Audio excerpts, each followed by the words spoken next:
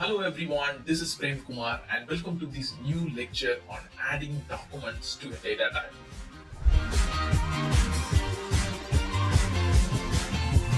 First question is, can we really do it? Because till now we saw about adding some case attachments, right? So attachment at the end, it goes and get associated with the case. But can we do it into a data type? Technically, the architecture never changes. It means by Pega out of the box, you cannot add an attachment to a data type referencing to a data instance. It will still refer to a case instance, but in the UI, in the user interface, you can add attachments from the data context. I'll explain you how to do that, but this is how your user interface is going to look. Let's say we have a booking case or flight claims case where we are collecting the passenger details, and passenger details we have it in a repeating grid. As you can see, this is the picture, and here I can have a column to collect the boarding passes as separate attachments within the passenger data type. So you see here, right, passenger is a data type, so it has a repeating grid, and then for each of the data instance you can collect the boarding pass under the passenger context. Let me show you in technical how Pega implements this architecture, keeping intact the case attachments. So here I have logged in into the App Studio, and currently I am into 24.2 version. And this is the MKT airline application. We used the same application in the previous lectures. So now if I go to into the flight claim, we already configured an attachment property, right? An attachment control kind of thing into the traditional UI. So this is a traditional UI application. So we have the claims document, and this is how the application is going to look and feel. So here we have the claims attachment. And if I look at the data model of this claims attachment, I have the property claims documents. So let's open this property. You see, this is a single page, and that uses the context embed attach file, and then it uses a reference data page, right? So it uses a data page, and using this property you are doing a case attachment, and that will also be retrieved and saved within the case. It uses the refers to a data page. Okay, this is all fine. It is into the case level, all good. Now let's go to the data type and then try to add some attachment field. So we go here. First of all, let's check on the attachment. The thing is, you will not find the attachment as a type. The reason is, if you want to add attachments to a data type, you can only do it into the Constellation UI. You cannot do it into the traditional UI. So what I have to do is, I just need to switch my application.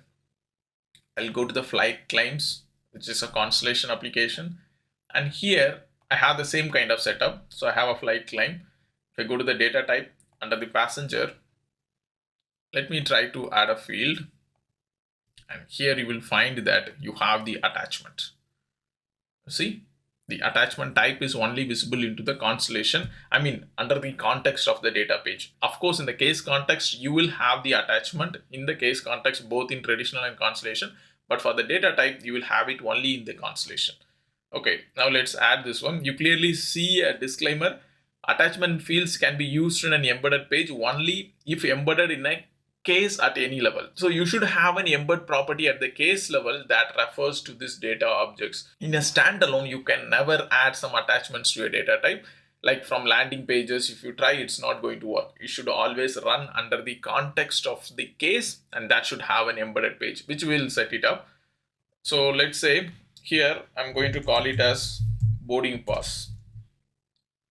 So this is the attachment field name. And okay, do I have anything, because I was not using Constellation here. So let me create a new attachment category, and this is going to be a list one. So this is all good. Now do a submit.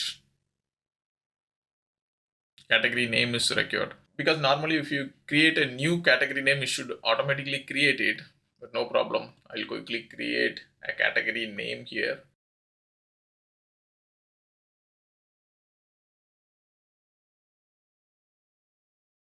There is no add to relevant records, so that is fine. Now if I come here,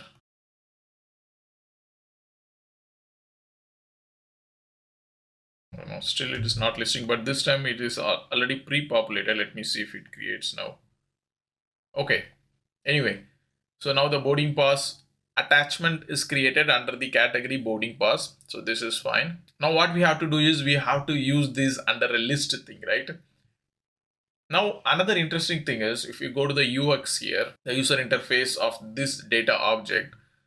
For example, if I go to the passenger list, and these are all the properties, and this page list, maybe I will make it as editable so people can edit in this page list. Now if I want to add some columns to it, let me try to add a column.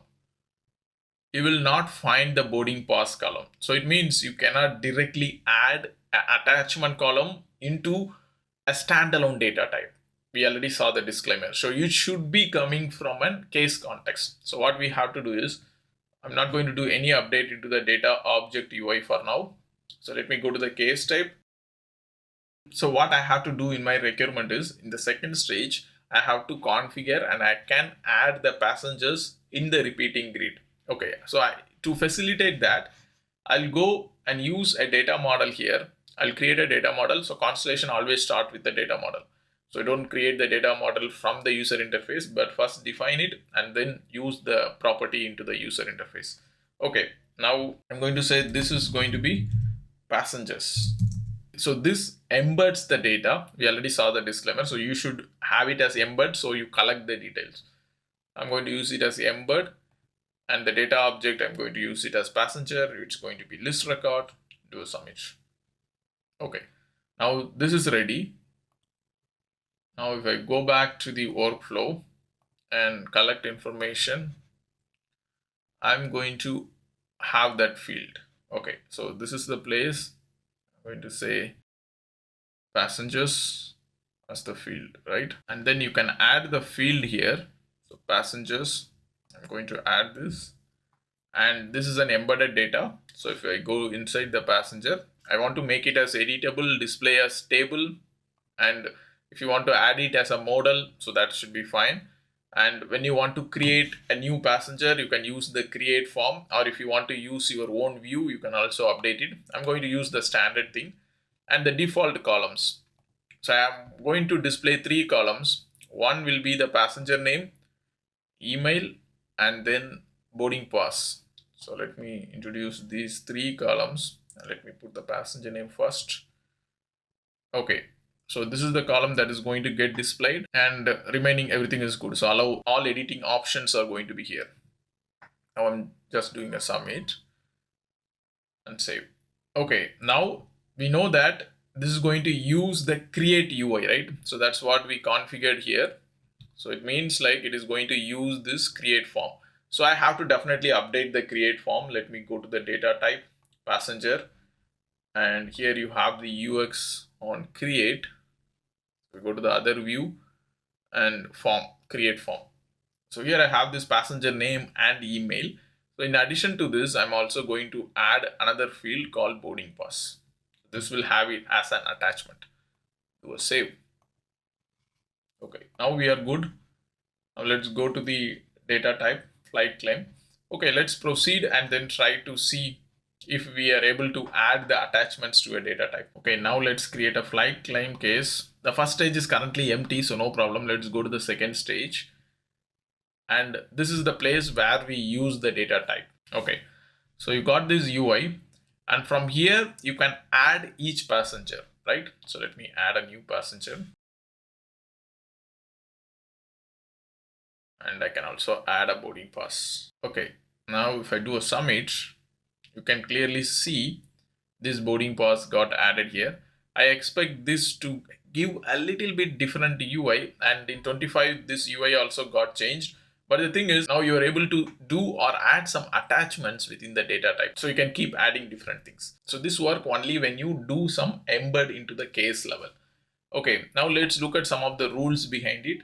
The first rule which you can check here is, if you go to the data type passenger, so you have the property of boarding pass, right? So let's open this boarding pass. You see the similar kind of rule which we saw in the case level also.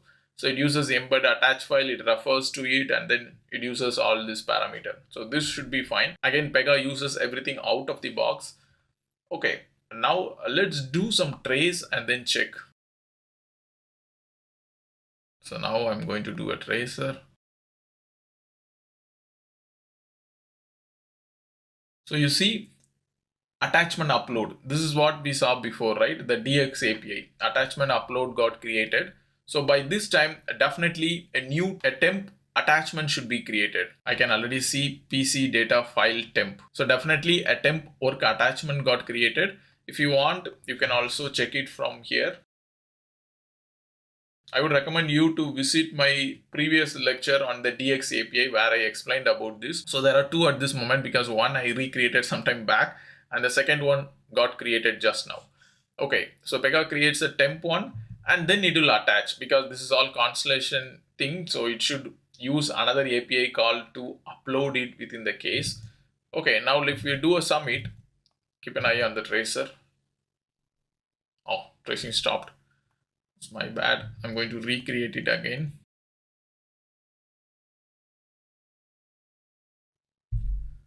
Okay. Now let's see how it got uploaded. So you will clearly see something. It opens the entry from the temp file and it also deletes it from the temp file and it does a final attachment with a reference to the case type. You will see here F6010, right? So it attaches with the case type at this place. And if you look at this data page, which is referred from the property, so you can also click and refer the property. So it refers already the attachment key. So of course it can load the attachment details very easily. And that is how all these details are loaded into this data page, which get referred from the PY work page.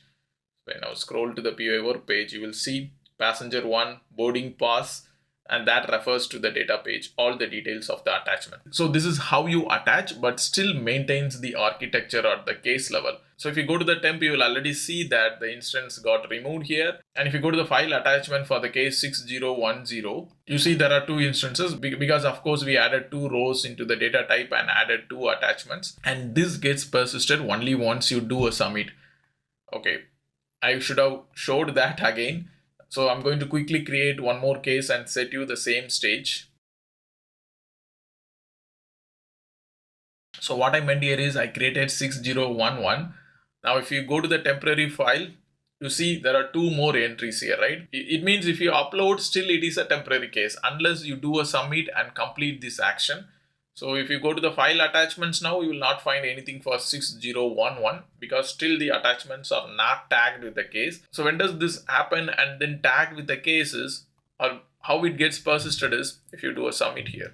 And this will clear off the temp entry as well as making a new entry. So you can clearly see this actually deletes it and also add an entry to the case. So now if you go to the app explorer and see temp, you find the two entries are deleted and go to the work attachment. There you will find for 6011 you have the two attachments. So the attachments are linked only with the case, not with the data type.